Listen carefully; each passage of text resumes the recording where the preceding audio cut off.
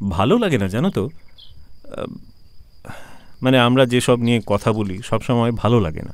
তোমার সাথে কথা বলতে ভালো লাগছে না সেটা বলছি না, বাট বা যেটা বলতে চাইছি সেটা হচ্ছে যে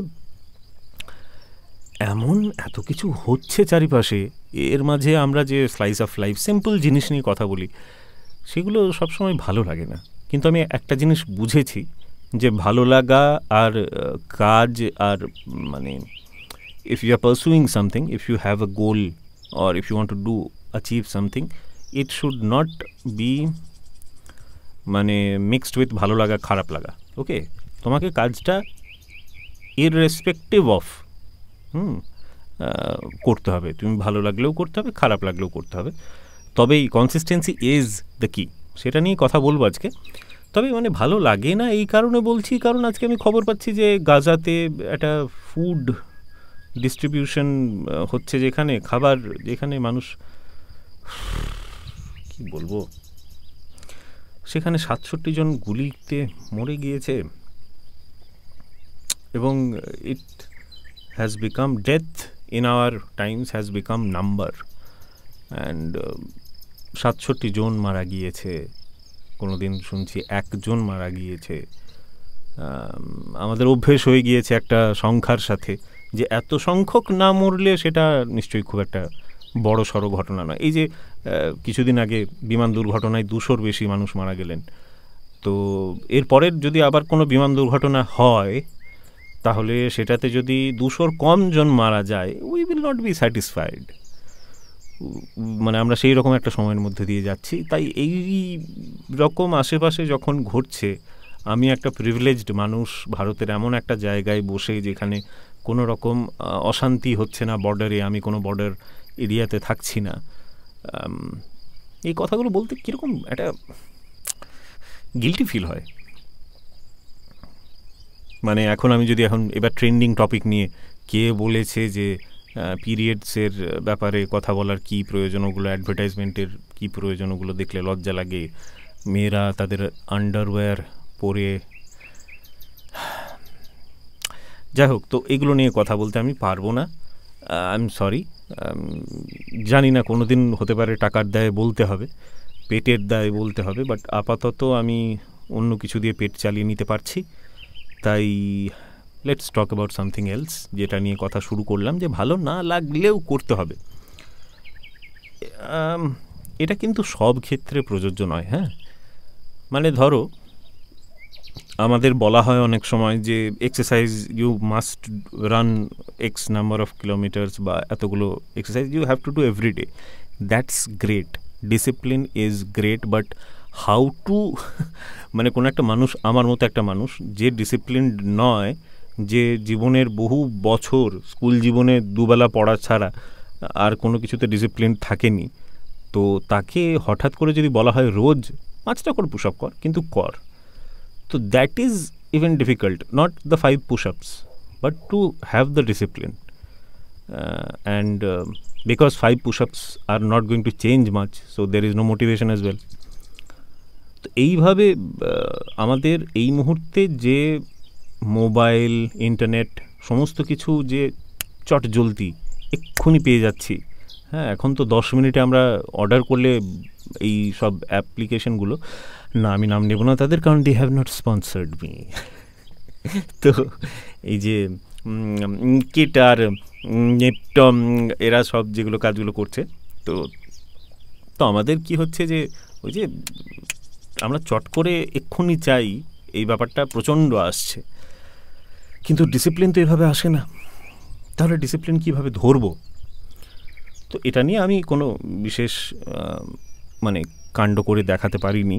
তাই একটা জিনিস শুধুমাত্র বলতে পারি যে যখনই আমরা কোনো লাইফে কোনো কিছু চেঞ্জ নিয়ে আসি, তো if it is not giving us instant results,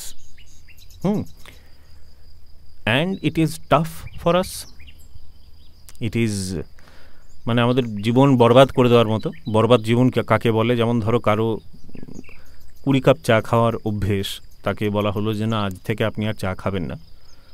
তো লোকটা বা সেই মহিলা চা খাওয়া ছেড়ে দেবে ইফ প্রথম দিন থেকে সে কিছু একটা সেটার পজিটিভ কিছু দিক লক্ষ্য করে। যেমন ধরো সিগারেট না খেয়ে থাকলে, সিগারেট একদিন না খেয়ে থাকলে প্রচণ্ড কষ্ট হয়, মানে টান পড়ে প্রচণ্ড। Having said that, you have a lot of energy, যেটা তুমি সিগারেট খেলে থাকে না। তুমি ইউ আর মোর, তোমার ব্লাড প্রেশার নর্মাল থাকে যেহেতু, তাই you are more alert, you are more relaxed. Alert এবং রিল্যাক্স দুটো কি অপোজিট জানি না, বাট আমি যেরকম ফিল করতাম সেটা বললাম। তো ওটাই, ইনস্ট্যান্ট রেজাল্ট যদি দিচ্ছে না, তাহলে we can not actually guarantee change বা কনসিস্টেন্সি অফ দ্যাট চেঞ্জ। তাই যদি মনে করো তুমি ডায়েট চেঞ্জ করছো, তাহলে don't follow a diet that you can not follow. মানে যেটা তুমি রেগুলারলি করতে তোমার মন চাইবে না। হ্যাঁ, মনের চাওয়াটা কিছু কিছু ক্ষেত্রে প্রয়োজনীয়। Follow the diet that you can be consistent with. তুমি বললে আজ থেকে ভাই রাগি কা রুটি খায়েগা, তাই না? আজ থেকে ভাই ভাত ইতনা সা খায়েগা, ঠিক আছে, কিন্তু are you happy with that? তুমি অনেক কিছু আছে যেগুলো করে কোনো হ্যাপিনেস পাও না। যেমন ধরো সিগারেট খেয়ে, হতে পারে পাও না, হতে পারে পাও, বা হতে পারে যে চায়ের সাথে 20টা বিস্কুট খেয়ে তুমি আনন্দ পাও না, বাট তুমি খেয়ে নাও। তো চায়ে চিনিটা না কমিয়ে তুমি ওই চকলেট খাওয়াটা বন্ধ করতে পারো, বা চায়ে চিনিটা বন্ধ করে তুমি চকলেট খাওয়াটা শুরু করতে পারো। I know both are problematic, but we need to change.